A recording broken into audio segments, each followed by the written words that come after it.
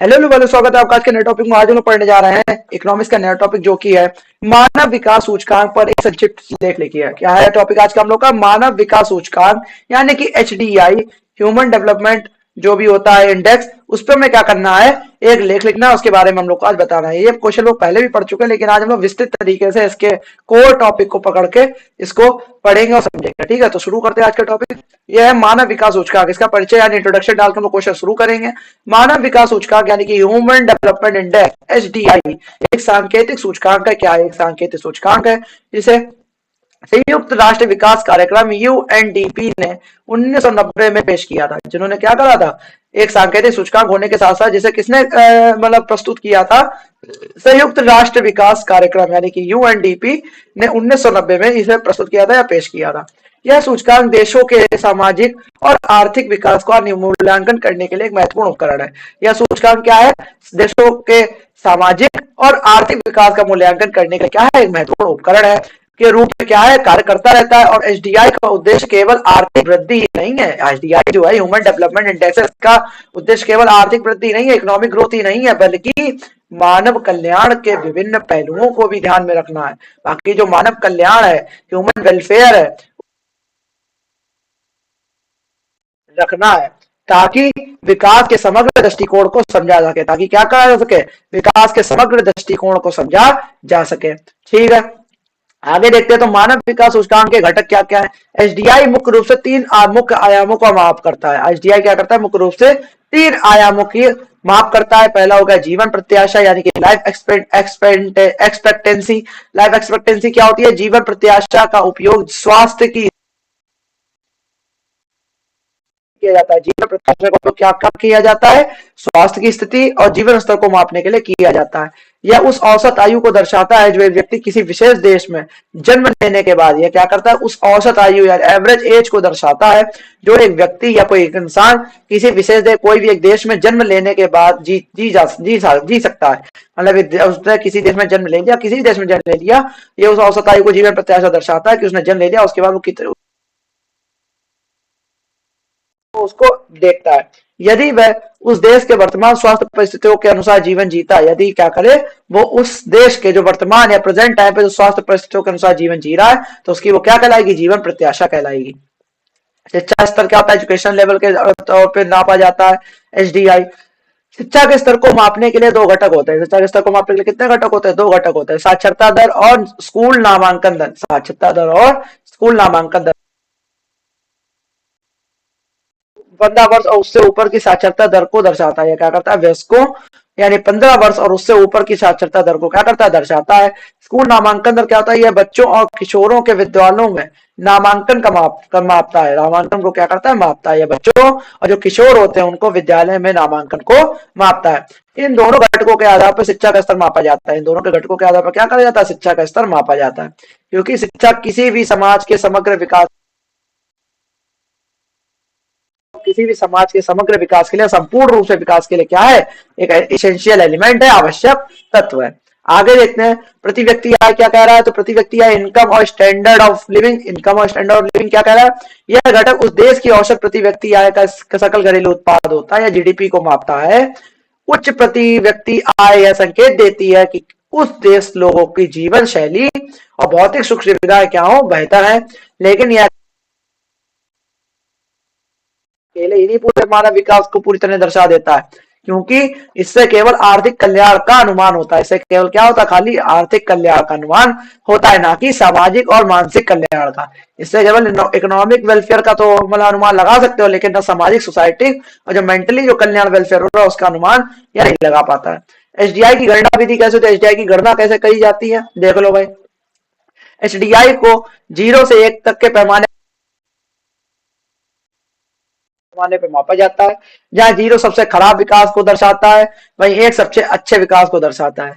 HDI की गणना प्रत्येक घटक के एक विशेष सूचकांक मान निकालकर की जाती है। एचडीआई की जो गणना होती है वो हर एक घटक के लिए क्या होती है? एक विशेष सूचकांक मान निकाल लेते हैं, उसके हिसाब से एचडीआई की गणना की जाती है और फिर इन सूचकांकों का औसत लिया जाता है। और फिर क्या होता है?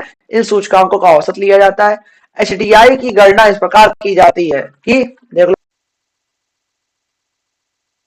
स्वास्थ्य सूचकांक को जोड़ते हैं, शिक्षा सूचकांक को जोड़ेंगे, आय सूचकांक को जोड़ेंगे, इन तीनों का लेके फिर इसको 3 से डिवाइड कर देंगे, उसका एवरेज निकल आएगा किसका, एचडीआई का। ठीक है, तो क्या है, स्वास्थ्य सूचकांक, शिक्षा सूचकांक और आय सूचकांक तीनों को ऐड करेंगे और इसे 3 से क्या कर देंगे, डिवाइड कर देंगे, तो क्या हो जाएगा, एचडीआई का क्या निकल आएगा, एचडीआई निकल आएगा, ह्यूमन डेवलपमेंट इंडेक्स निकल आएगा उस घटक का। हर एक घटक के लिए सूचकांक का मान 0 से 1 के बीच ही होता है, हर जो घटक ऊपर दिया गया है उसका होता है जो उस क्षेत्र की विकास दर को दर्शाता है, जो क्या करता है, उस क्षेत्र की विकास दर को दर्शाता है। एचडीआई के लाभ क्या क्या होते हैं भाई, देख लो भाई।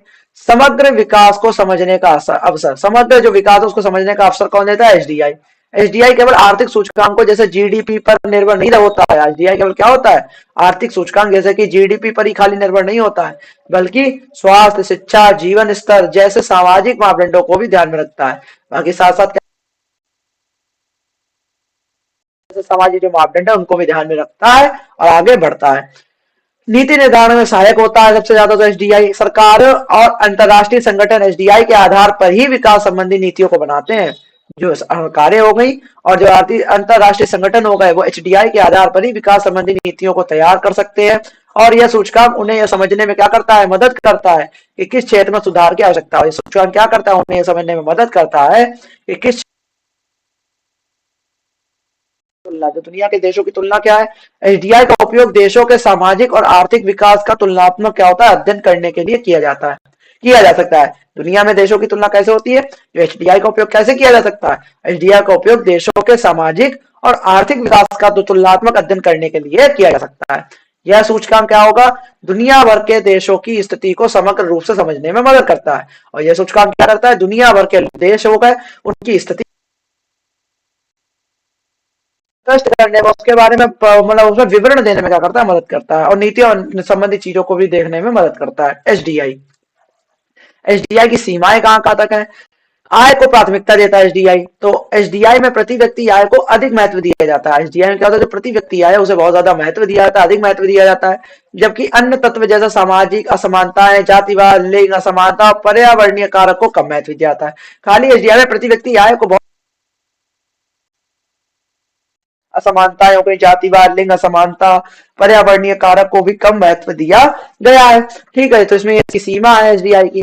सांस्कृतिक भौगोलिक विविधताएं क्या कहती हैं, तो एचडीआई सभी देशों के लिए समान रूप से उपयुक्त नहीं हो सकता है। एचडीआई मतलब सभी देशों पे एक जैसा नहीं लागू हो सकता है, क्योंकि सांस्कृतिक, भौगोलिक और ऐतिहासिक संदर्भों को ध्यान में नहीं रखता है। क्योंकि क्या करता है, सांस्कृतिक, भौगोलिक और ऐतिहासिक संदर्भों को ध्यान में नहीं रखता है, अपने हिसाब से जो आर्थिक और सामाजिक जो मेन मेन फैक्टर है उन्हीं के आधार पर तत्वों की अनदेखी करना। जैसे कि एचडीआई प्राकृतिक संसाधनों की स्थिति और पर्यावरणीय कारकों को मापने में सक्षम नहीं है। एचडीआई क्या है, प्राकृतिक संसाधनों की स्थिति और जो पर्यावरणीय कारक होते हैं उनको मापने में सक्षम नहीं होता है, जबकि यह मानवीय कल्याण में अहम भूमिका निभाते हैं। जबकि ये क्या होते हैं, मानवीय जो कल्याण होता है उसमें क्या होते हैं, एक अहम भूमिका निभाते हैं, एक मेन रोल निभाते हैं। निष्कर्ष के रूप में देखें तो इसमें क्या कह रहा है, निष्कर्ष कह रहा है कि जो मानव विकास सूचकांक यानी एचडीआई है वह क्या है, एक महत्वपूर्ण और उपयोगी उपकरण है। सामाजिक और आर्थिक विकास के समग्र दृष्टिकोण को क्या करता है, प्रस्तुत करता है। जो क्या करता है, देशों के सामाजिक और आर्थिक विकास के समग्र दृष्टिकोण को क्या करता है, प्रस्तुत करता है। हालांकि यह पूरी तरह से एक आदर्श सूचकांक नहीं है, हालांकि मान लेते हैं कि यह पूरी तरीके से आदर्श सूचकांक नहीं है, लेकिन इसके माध्यम से हम विकास के कई पहलुओं को क्या कर सकते हैं, समझ सकते हैं और नीति निर्धारण के लिए सही दिशा में कदम उठा सकते हैं। और एचडीआई के माध्यम से यह भी समझा जा सकता है कि विकास सांस्कृतिक और पर्यावरणीय दृष्टिकोण से भी क्या होता है, अत्यधिक महत्वपूर्ण होता है। ठीक है, तो ये हम लोग का टॉपिक था जो कि था एचडीआई या मानव विकास सूचकांक के बारे में समझना और उस पर संक्षिप्त लेख लिखना। ठीक है, मेरे हिसाब से आपको यह टॉपिक बहुत अच्छे समझ में आ गया। छोटा टॉपिक था, ज्यादा बड़ा टॉपिक नहीं था। अगर ना समझ में आया हो तो आप 1.5x की स्पीड पे लगा के देख लेना। इकोनॉमिक्स का इंपॉर्टेंट टॉपिक है, बहुत बार आने वाला टॉपिक है, तो इसे आप अच्छे से समझ के जाना। ऐसे वीडियो आते रहेंगे, तब तक के लिए जय हिंद।